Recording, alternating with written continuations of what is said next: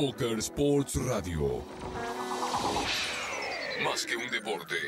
Bueno, comenzamos entonces el segundo bloque de Poker Sports Radio. No me siento viendo, quiero decírselo. Me gustaría que me analice. Bueno, está muy bien ir a... ¿Sabe qué? Claro. ¿Sabe qué? ¿Usted quiere que yo no lo analice? Un rato, nada más, 2 minutos. ¿Pero va a hablar en serio una vez en su vida? Siempre. ¿Me da su palabra de honor y frente a cámaras que usted va a hablar en serio? Siempre. El próximo bloque vamos. Vamos, campeón. Está muy bien que pida ayuda. Me gustó eso, lo que le quería decir. Yo no Está me muy bien que siento pida bien. ayuda. La gente tiene que pedir ayuda y está bueno. ¿Qué le pasan los bigotes que se le están yendo para arriba? No, y bueno, porque se me erizan. Bien. Bueno, como recién hablábamos en el bloque anterior, el tema del balance que uno hace durante el año solamente de su vida, también hay gente que hace balances sobre la industria del juego, la industria del póker. Así que estamos con Pablo Zuppi, responsable de Yogonet en el área de póker. Buenas noches, Pablo. Buenas noches, ¿qué tal? ¿Cómo le va? Bien, todo muy bien. Estamos acá con Diego Binetti y Marcelo Tau. Y justamente en el bloque anterior estábamos charlando acerca de que llega fin de año y uno hace un balance de cómo fue el año para cada uno, ¿no?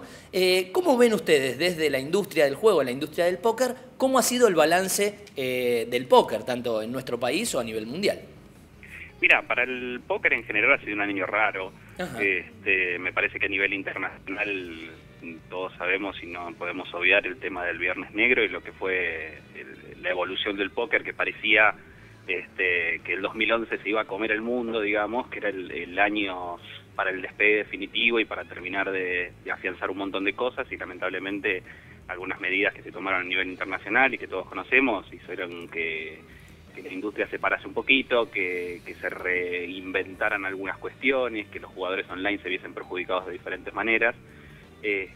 Cosa que por suerte me parece que a nivel nacional no repercutió de una manera importante, porque los casinos, las salas de juego en general que estaban dedicadas al póker y a generar eventos, torneos y demás, me parece que pudieron mantener el nivel y pudieron sostener una actividad, digamos, como la venían desarrollando. Quizás no creció a lo mejor todo lo que podría haber crecido en este 2011 debido a lo que estábamos hablando. Claro. Pero creo que sí tuvieron un destacado año en relación a lo que fue el marco internacional. ¿Y no ves que por ahí a nivel internacional, digamos, se incrementó un poco lo que es el nivel del póker en vivo, o sea, teniendo en cuenta desde ya lo del Viernes Negro, ¿no? Sí, hay mercados en los que obviamente este fenómeno se generó y se vio un poco más claramente. Lo que pasa que también me parece que es un año en donde se marcó esto de la crisis internacional, no solo a nivel del póker, sino en general, y claro, que perjudicó en muchos sentidos a diferentes industrias. Nosotros nos dedicamos en particular a analizar la industria del juego, claro, y el juego a nivel internacional se vio bastante perjudicado. No así en América Latina, ponele, o en Asia, que son mercados emergentes y que donde la crisis no golpeó tanto, pero todo lo que fue Europa y Estados Unidos se vio un poco más claramente perjudicado o influenciado por este fenómeno. Bueno, y también lo que ha pasado, ¿no?, en Ecuador con el tema del cierre de los casinos, ¿no? El cierre de casinos en Ecuador. Y lo de México. México con el tema del atentado, de la bomba y sí, el atentado que tuvieron, sí, y cosa que hizo, digamos, ralentizar bastante todo lo que era el desarrollo de juegos de mesa, que era lo que estaban empezando a generarse de manera más fuerte para el territorio mexicano. A nivel América Latina creo que fueron los dos mercados más perjudicados. Brasil sigue siendo un mercado en donde el póker sigue siendo muy fuerte y se sigue moviendo muchísimo. Creo que Argentina logró afianzar y crecer mucho. Se mantuvieron torneos que por ahí eran uno pensaba que tenían que ver con una moda o que tenían que ver con un momento de auge del póker, y sin embargo, a pesar de todo, creo que los casinos y los operadores en general siguieron apostando al póker como una medida de atracción de apostadores, de jugadores a la sala, y un evento que está instalado para la industria. Claro. Bueno, Pablo, abro entonces la mesa para que también puedas charlar con Diego Binetti y con el Doc Tau. Pablo, buenas noches, ¿cómo estás? ¿Qué haces, Diego? ¿Cómo te va? Bien, bueno, te estaba escuchando atentamente y la verdad que me gusta y estoy aprendiendo de vos, digamos, en todo esto, ¿no? En cómo vos ves en el mundo las distintas diferencias que fueron, digamos, bajando en favor y en contra de lo que es el póker. ¿A quién crees que benefició más, en este caso, no tanto obviamente a los jugadores, benefició más a los casinos el cierre de los sitios online? Yo no sé si los benefició particularmente. Me parece que los sitios online también alimentaban mucho a los casinos. Se estaban empezando a dar un montón de asociaciones entre salas de juego físicas y salas de juego virtuales.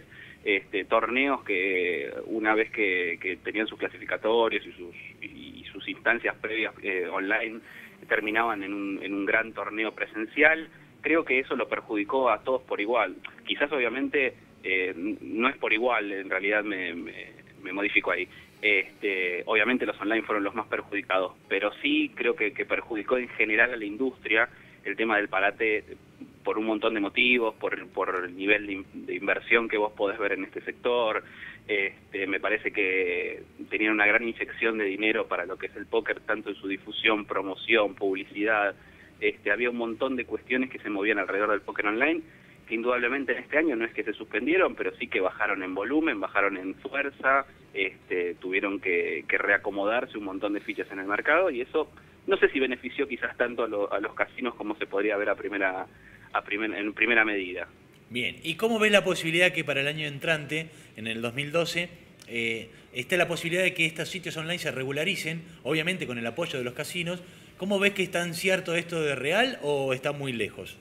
Mira, en realidad todo depende del mercado al que uno apunte. Europa es un mercado en donde todo parecería apuntar a la apertura del juego online de manera masiva. España lo regularizó hace muy pocos meses y a partir del año próximo ya tendría sitios de apuestas tanto de póker como de apuestas deportivas y de otros tipos de actividades similares funcionando legalmente. Dinamarca pasó lo mismo. Yo creo que Europa va a ser un mercado donde este tipo de fenómenos se van a dar y vamos a poder empezar a ver cada vez más sitios, ya sea dedicados al póker como otro tipo de actividades relacionadas al juego, que van a empezar a proliferar. Creo que por ahí Estados Unidos es un mercado mucho más conservador en este momento, es más difícil de abrir, si bien hay analistas y especialistas que aseguran que el año que viene podría llegar a haber buenas noticias en ese sentido para lo que son los apostadores norteamericanos. A mí me parece que todavía le falta un poco al mercado americano para poder abrirse definitivamente y poder echar atrás, digamos, este tipo de las medidas que tomó fuertemente durante todo este año y que hicieron que la industria tuviera un parate como el que tuvo, ¿no? Bien, correcto. Y sacando a Estados Unidos, y para finalizar la última pregunta, ¿a quién ves como potencial, no como el que ya es, como puede ser Brasil, a quién ves como potencial país que va a ser fuerza para este año que viene en el póker? A nivel póker, y si hablamos de América Latina, me parece que hay 2 o 3 mercados que pueden llegar a tener un desempeño muy fuerte. Argentina indudablemente tiene un crecimiento, si se compara a otros mercados de América Latina, muy, muy grande en los últimos tiempos. Creo que Colombia es un mercado que está apostando mucho a todo lo que es la regularización y la ampliación del juego, y eso va a hacer que se vuelquen cada vez más a la realización de torneos y realización de eventos relacionados al póker. Y creo que Chile es un mercado que puede llegar también a empezar a volcarse de manera un poco más masiva, sobre todo con el pensamiento de los casinos nuevos que tienen a partir de hace 2 o 3 años y que están cada vez compitiendo más y buscando cómo atraer al jugador con diferentes elementos. Y creo que el póker indudablemente hoy es un elemento que en un casino aglutina, que te permite ampliar la oferta, que es una medida de marketing interesante y que probablemente se vuelquen a eso. Creo que el resto de los mercados va a ser más difícil que tengan una apertura grande, por lo menos para lo que es el 2012. Bueno, muy amable. Gracias, Pablito. ¿Qué tal? Buenas noches, Pablo. Hola. Sí. Ahí estamos. Yo quería sacarte un poquito por un segundo del póker y hablar del juego en general. Decime. Cuando no escapa a la vista de nadie que globalmente hay una crisis económica, ¿sí? Cuando se pronuncian las crisis económicas, ¿se incrementa el juego? No, te diría que en general no es un fenómeno que se esté dando. Por lo menos nosotros en lo que analizamos a nivel juego y sobre todo teniendo un feedback muy directo de lo que son los fabricantes que proveen las salas de juego, te diría que todo lo contrario. Estados Unidos tuvo una baja que fueron de pronto los que más, nombro Estados Unidos, pues fueron los que más sufrieron, o por lo menos el mercado que más claramente se vio impactado por la crisis económica. Tuvieron una baja en las apuestas muy grande, hubo casinos que tuvieron que reformular, cerrar, hubo despidos. A nivel Europa hubo fenómenos similares, reestructuraciones y demás. No es una máxima esta de que cuando hay más crisis la gente apuesta más porque está como queriendo salvarse de la mano del juego. Yo creo que si bien hay casos, y esto lo podemos escuchar y es una cuestión popular que uno ve, cuando uno analiza los números macro y empiezas a ver cómo funciona realmente la industria, me parece que vos necesitas de un consumo y de un poder adquisitivo de la gente que le permita, por lo menos, el mercado poder destinar dinero para el ocio, para la recreación, y el juego en definitiva es eso, en el la enorme mayoría de los casos. Obviamente siempre podemos hablar de gente con patologías y demás, todo lo que conocemos y que entendemos al juego como una recreación. Sabemos que este es un fenómeno, no digo aislado, pero de un porcentaje muy, muy menor de los apostadores. Entonces, si vos, el grueso de gente que viene todas las noches a jugar y a pasar un momento agradable, empieza a ver el bolsillo recortado y empieza a tener un déficit de dinero, difícilmente esté de ánimo o esté predispuesto a ir y gastar y apostar dinero en una sala de juego. Bien. Sí, te puedo decir que hubo mercados justamente en donde la crisis golpeó menos que hoy aparecen como emergentes. Hay un fenómeno alrededor de eso que está muy marcado. Todo lo que es Macao y lo que es Asia en general, hoy están viviendo una primavera, digamos, del juego, porque se está abriendo el mercado de una manera clara y porque se ven incrementados los volúmenes de apuestas y este fenómeno de cosas, en donde de pronto la crisis no marcó tan fuertemente ese mercado. Y América Latina es un ejemplo similar. Argentina se mantuvo bastante lejos, si se quiere, de lo que fueron los coletazos de la crisis, y las salas de juego se mantuvieron, los niveles de juego se mantuvieron. Realmente tuvimos un año bastante más interesante o bastante más activo a nivel juego de lo que pueden tener otras jurisdicciones. Bien, te hago la última muy cortita. Sí. ¿Crees que con la legalización de algunas salas online, el jugador va a seguir jugando online o se le va a tornar muy caro? Pagar rake más impuestos y lo que sea. ¿Qué experiencias tenés o por lo menos qué información tenés de Francia, de España, de dónde ha pasado este tipo de cosas? Mira, en general yo creo que la gente, a pesar de que obviamente se encarece un poco el costo de jugar, puede resultar menos atractivo para el jugador, de pronto para el jugador más profesional o el tipo que se dedica realmente al póker.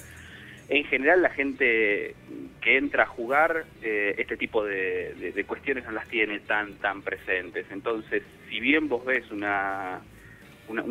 cierto desagrado de parte del jugador, quejas y demás, de los niveles de impuestos, de apuestas y lo que te genera un mercado regularizado, yo creo que la mayoría de la gente es al revés.